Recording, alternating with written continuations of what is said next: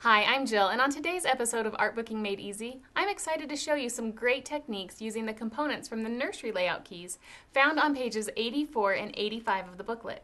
Let's start by looking at an overlay used in different ways. On the booklet here, you can see this overlay. There's a bracket shape and then the bracket contained within a square. Both of those are on the key on page 85.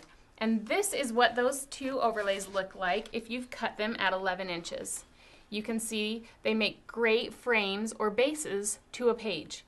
Now what I did to make that just a little bit different and add a new element to my page itself is I took those exact overlays and I sized them down to 2 inches. So I've simply set my real dial size to 2 inches and cut the two different overlays multiple times and then added them tone on tone to the background of my page. So you can see it just adds a great element of detail, but you would never know that that was the overlay for the whole page.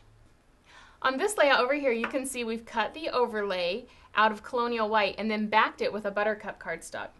So when you want to do that, the simple way to do it is to cut your overlay at the size you want, and then if you use Cricut Craft Room and you put Hide Contour, then it'll cut the outside shape the same and it will match your overlay, but it won't cut out all the detail. It makes a perfect backing to any shape that you have. So use that Hide Contour feature in Cricut Craft Room when you want to do a project like that. It'll save you from having to cut around the overlay, and it's a perfect feature for this. So I've used that overlay on both the left-hand page as well as a half border on the right-hand page. And then I wanted to show you this cute banner right here.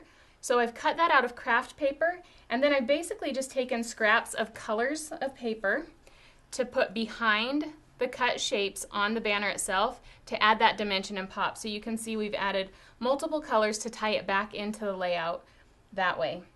And here we have this adorable layered owl. You can see that there's an owl here on this key, and it's got the backing as well as all the detail pieces.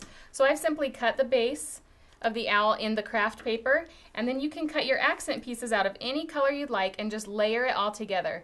And on this finished piece on the layout, you can see we've sanded the edges and done his eyes and his feet, and it just really brings a great detail to the layout itself.